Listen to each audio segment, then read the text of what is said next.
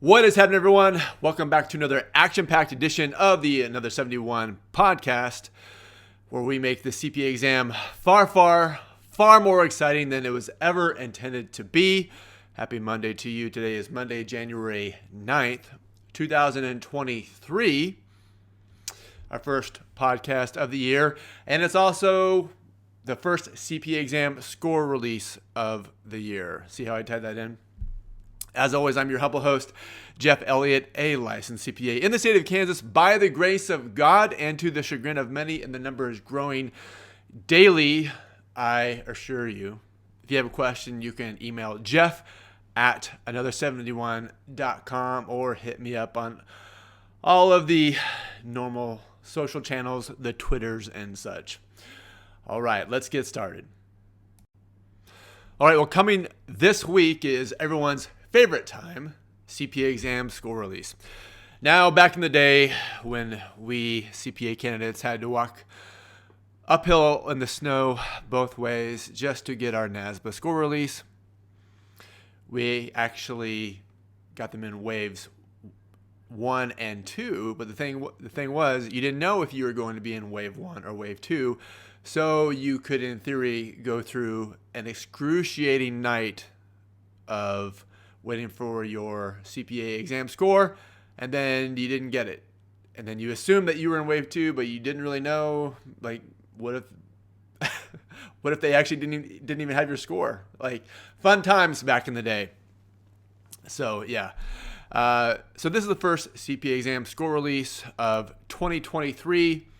So I thought I would go through the score release dates, the CPA exam score release dates from January through June, testing dates for 2023. So January 11th this week, February 7th, February 22nd, March 17th, April 11th, May 9th, May 24th, June 16th, and then July 11th. So looks like we have 1 for January 2023, 2 for February 2023, 1 for March, 1 for April, 2 for May, 1 for June, and then right now just 1 for July.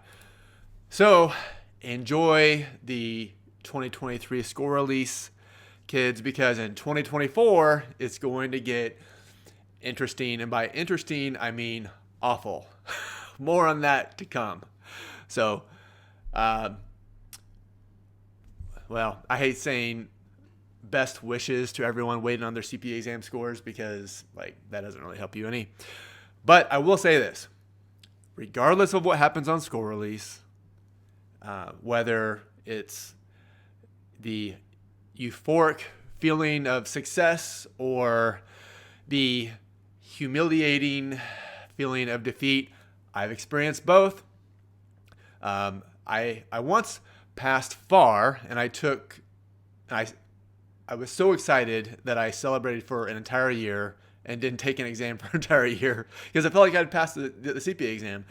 And so don't do that. That's a big mistake, because consequently I then lost that FAR credit. So I actually got to experience passing FAR twice. But whether or not you pass or you fail, it doesn't really matter. I mean, it does, but in the grand scheme of things, it doesn't matter, because whether you pass today, tomorrow, next week, next year, you are going to be a CPA as long as you don't quit. I've seen people take 23 exam sections. Today they're a licensed CPA. Doesn't matter. Doesn't impact their ability to protect the public interest, because they do their one little thing. So if they only do individual tax, it doesn't matter that they don't know a thing about governmental accounting, which is kind of why we're shifting into the 2024 CPA evolution, where you have your core things and then you have your disciplines. So you really need to know what's in your discipline, and the core things too, but that same governmental accounting, that's shifting into a discipline under a new thing called BAR. And so it doesn't matter if you pass, fail, eventually you will become a licensed CPA. So keep your chin up. If you do fail, you want a plan of attack, you can email me, jeff@another71.com. And if you passed and want to tell someone who actually can appreciate that and that huge accomplishment, you can also email me, jeff@another71.com. Next up is Chad with a question about a Roger CPA review study plan and how to add Ninja CPA. I'm looking for a CPA study plan where I can utilize Roger CPA review and Ninja together. What is the best way to combine Roger CPA and Ninja? Some of the questions in Roger CPA review don't line up with Ninja. I'm reading the Ninja book first, then reading the Roger book and taking notes if things need to be clarified and better explained in either book. I am then reading the Ninja notes. The Ninja notes help me to understand what I read from Ninja, but the sections are different in Roger. Is there a more efficient method that I should use with both CPA review programs to maximize your study sessions? Yes. First of all, if you have Roger CPA review and Ninja, then I would not read either book. I would watch the Roger CPA review lectures. And here's why. I personally believe that Roger is one of the best CPA review instructors out there, and one of the most knowledgeable and one of the just best overall teachers. Now, he speaks very fast, and some people, especially people with English as a second language, might not like that as much. But I personally believe that if you have the Roger CPA review course, then you should watch the lectures, because that is definitely, I'm sure there's many strengths of the Roger course, but his lectures are definitely one of them. And then obviously the UWorld platform, the technology platform. So if you have the Roger CPA review lectures, then watch the Roger lectures and take notes. So that's nail the concepts with the Roger lectures, take intense notes, and then we can come back to sparring or cram later. So nail the concepts, intense notes. Then I would switch over to Ninja MCQ for the nonstop multiple choice questions, especially if this is for a retake. If it's your first time and you're using Roger plus Ninja, pick whichever test bank, maybe do Ninja MCQ and then the Roger Sims, or vice versa. Now the concept and intense notes, nonstop MCQ, just rewrite your notes. Then I would rewrite the notes either that you took from the Roger lectures or rewrite the Ninja notes, and then it all comes together in a final review. I would, if you've already watched the Roger lectures, then I would not watch the Roger Cram. I would watch the Ninja Cram instead. Ninja Mike, also one of the best instructors out there in CPA review, and I'm not just biased. He really is. And I get emails all the time, people saying that. And so now your question was about the Ninja notes.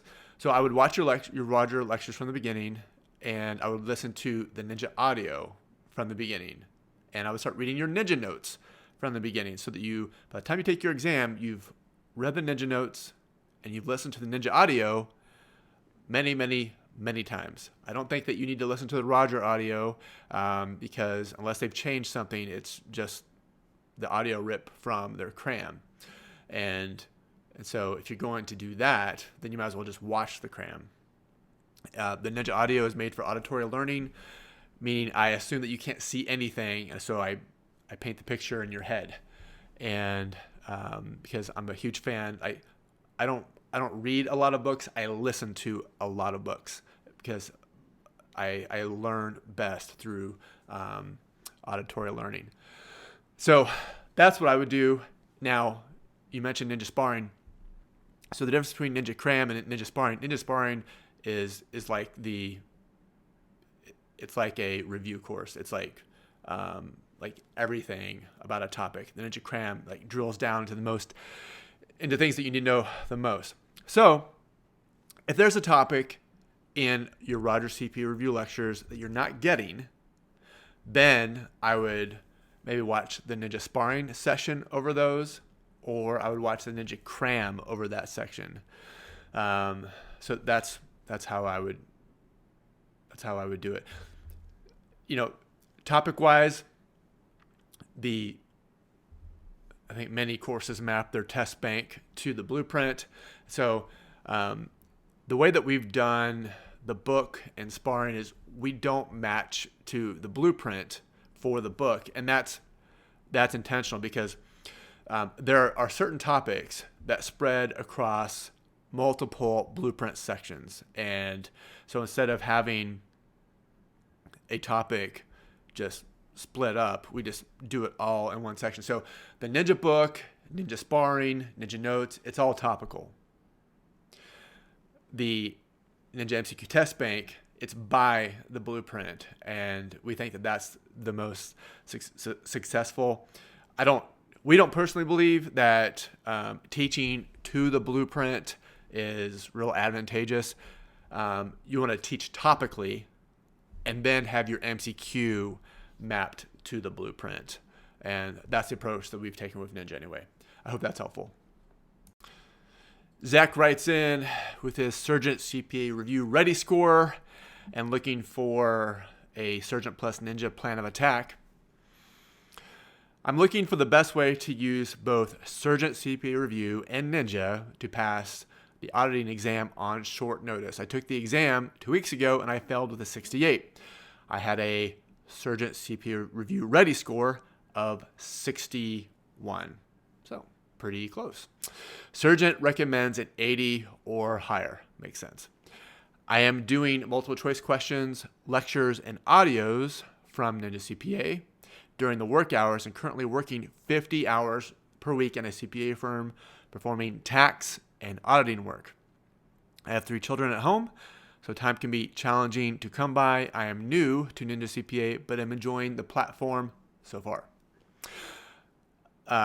Zach, I was in your shoes once as well, taking the CPA exam, working full time, and I also had 3 kids at home. So I can relate. All right. So your Surgent Ready score was a 61. You scored a 68. Pretty close. They said you weren't ready. You weren't ready. And here we are. And Surgent recommends an 80 or higher. So Ninja also recommends a score a trending score in the mid 80s. Like, that's just to be safe.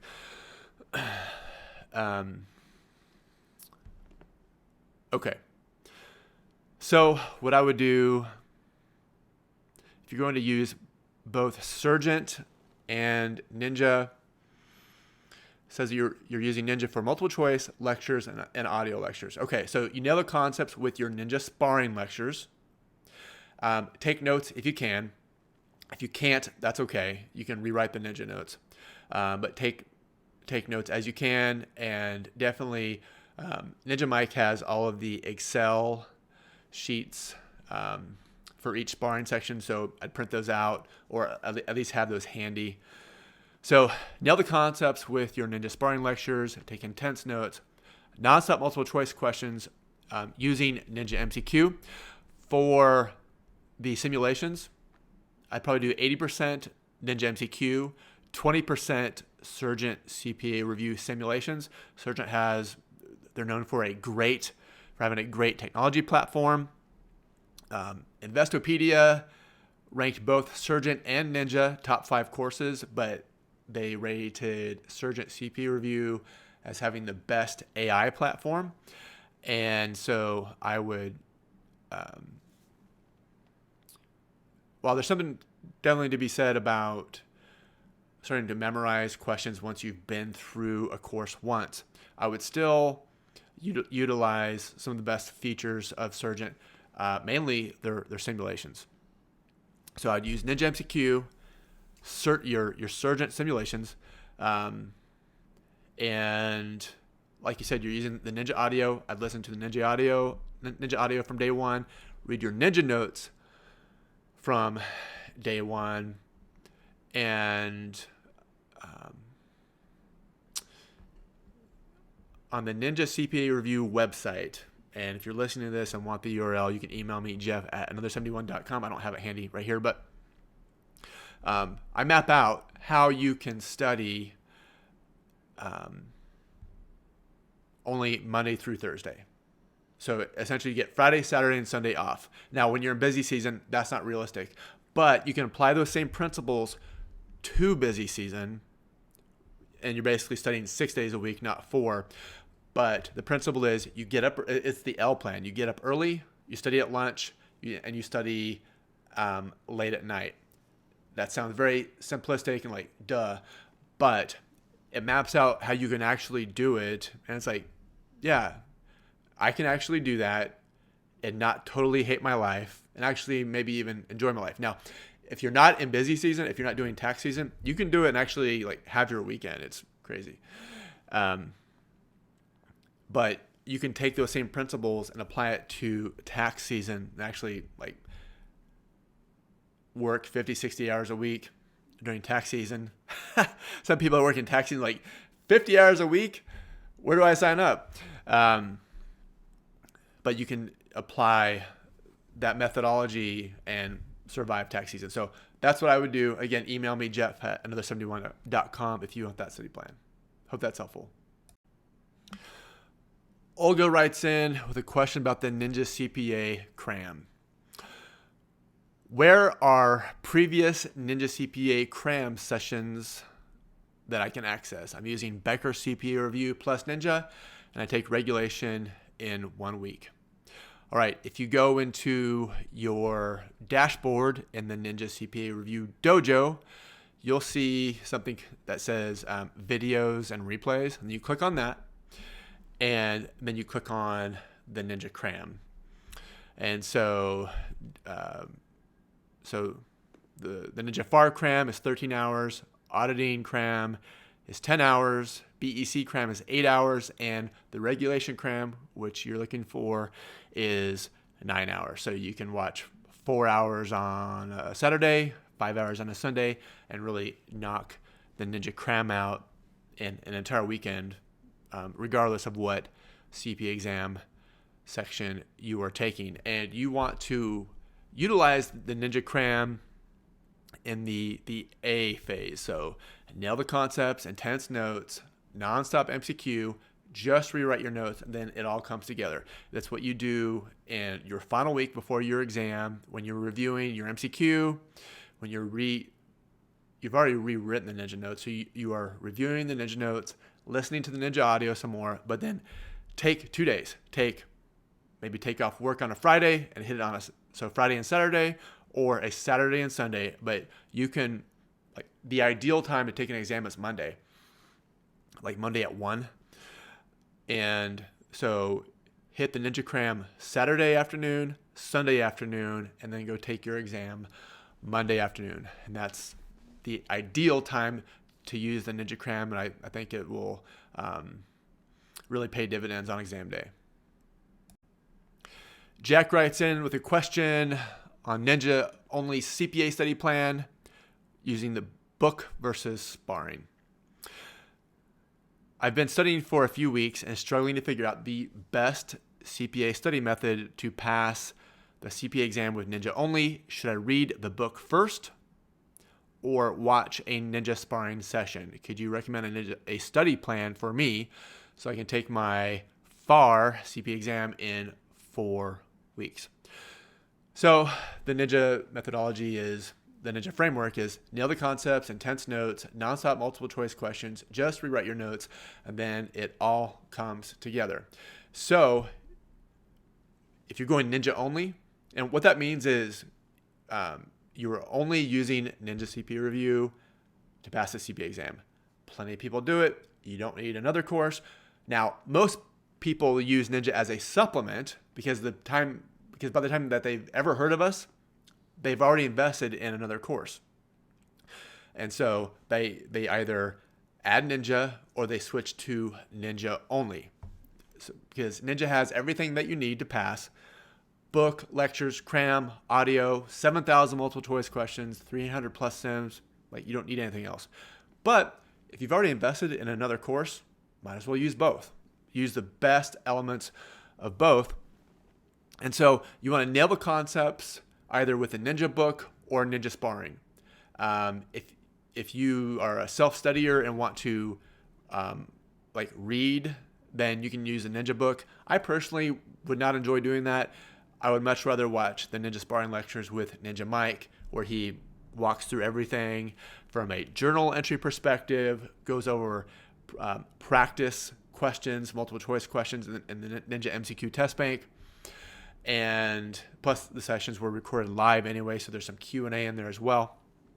I would nail the concepts with Ninja Sparring and take intense notes, then nonstop multiple choice questions with Ninja MCQ.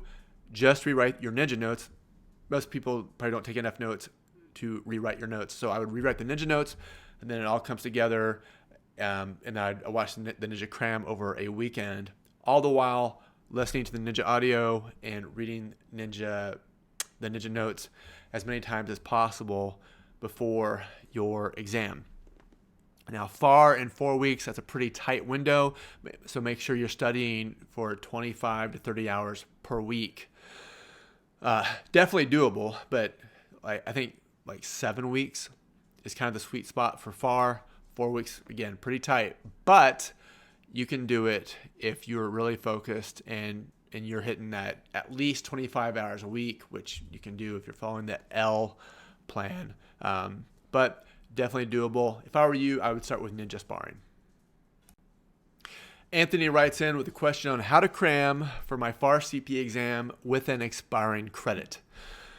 I passed auditing and regulation and take my FAR CPA exam in 2 weeks, and I'm trying to figure out where to focus. I'm 2 weeks from my exam, but I've not made any monumental progress since my last sitting for FAR. The issue is my REG exam expires. The current methodology is for me to rep out as many MCQ as possible in a 1 hour to 1.5 hour time frame, and then subsequently take 30 minutes to review the questions I've missed. I've been reviewing the sims on the weekends when I have more time.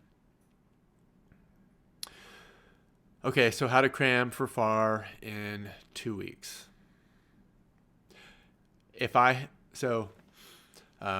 I once passed auditing in 20 days, which is more like 3 weeks. Not because I'm super special, but because I'm a super procrastinator.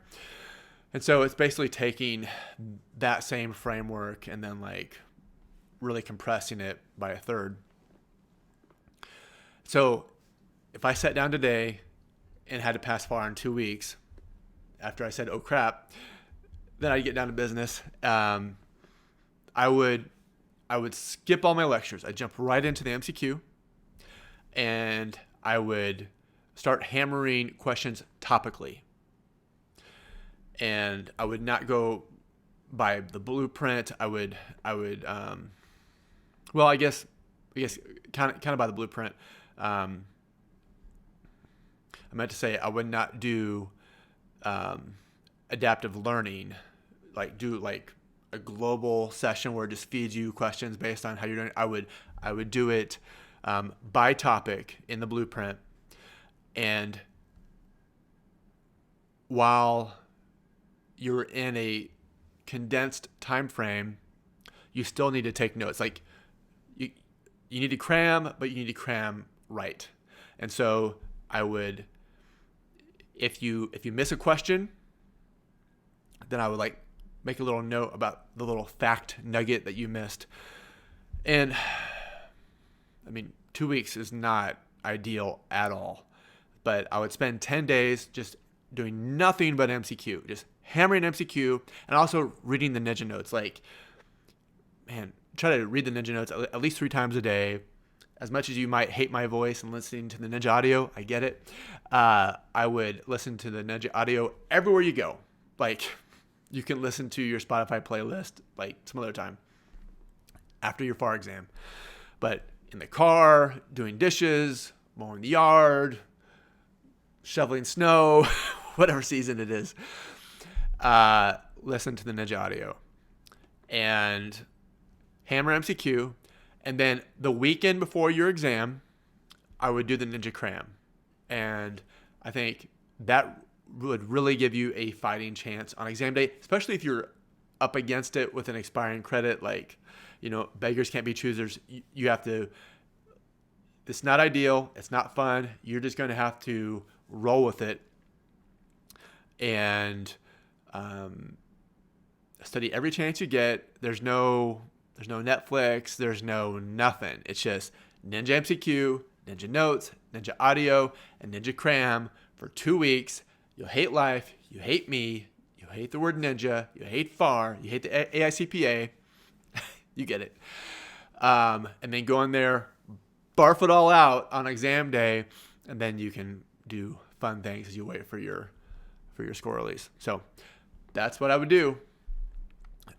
It is doable. It's not ideal. It's not fun, but you can pass FAR in 2 weeks. It's not quite a YOLO, but it's pretty close. But you can do it. Prajit, I'm sure I'm butchering that name. Wouldn't be the first time. Apologize. With a question on a Rogers CPA review plus Ninja study plan for BEC. I take BEC in 3 weeks and I need help comprehending the application of the CPA exam concepts. I recently took BEC and scored a 62. I did well in the economics portion but struggled with internal control, COSA principles, financial management, IT. Is there a way to better comprehend the material? I'm going through the notes and sometimes it makes sense and sometimes I have no idea what the question is asking. Currently, I have Rogers CPA Review and Ninja. I did all of the modules for Rogers CPA. I review my notes for each section, but I'm just memorizing information, not comprehending it. I'm getting started with Ninja, and I wish the notes and lectures fit better together with the MCQ. Some MCQ topics aren't heavily covered in the lectures and sometimes are very lightly touched on in the notes. So here's the thing with any CPA review course, we do our best to cover what is going to be on the exam, but if we covered every single nuance of every single topic, it wouldn't be a review course. It'd be like a semester of college. And so it's a review course. Now, that said, the principles that I use is that I cover the must-know topics at a level that won't make you hate life. So the Ninja book, it's got everything in the kitchen sink, but we tried to scale that kitchen sink and that kitchen down to where it fit into a tiny house. How's that for an analogy? It's either a review course or it's a cram. And so there's a place for a cram, and it's okay if you thought that what I just said was the stupidest thing you've ever heard. That's okay. It's either a review course or a cram. There's a place for a cram. There's a place for a review course. And if you're going to cover everything, you cover everything to a detail that's acceptable for passing the CPA exam. That said, we can't cover everything, and your MCQ explanations, they will fill in the gaps. And so for BEC, what your Roger course and your Ninja lectures, audio notes, etc. don't cover, the MCQ will fill in the gaps, because you can teach things from a conceptual level, but then there's how does the AICPA actually test that information on the CPA exam. So you can learn everything about cost accounting for BEC, but how does the AICPA actually test that on the exam? And so there's your concepts, then there's your application. And if I were to pick one, I would pick learning the concepts through the application and the MCQ. Definitely a place for watching lecture videos, notes, etc. But if I had to pick one, if I can only pick one thing to do, it would be working your MCQ. And each question, in theory, provides 4 learning opportunities. Why one is correct and why the other 3 answer explanations or answer choices are not correct. And so the best you can do is watch your lectures, take good notes, work your MCQ, take notes of your MCQ, rewrite your notes, watch your cram, take notes of your cram as you can, review, and then go in and take your exam. And so I would just trust that your MCQ, so I would watch your Roger lectures, rewrite your Ninja notes, do your Ninja MCQ, take notes of your Ninja MCQ, and watch the Ninja cram, and go in and take your exam, and I think you'll be just fine. All right, well, that does it for this edition of the Another 71 podcast. Hey, it's episode 106. I didn't say that in the intro, so yay, 106. If you have a question, I have an answer. Hopefully it's a good one. You can email me, jeff@another71.com. That is jeff@another71.com. Good luck with score release, everyone. Be good, take care, and I will talk to you soon.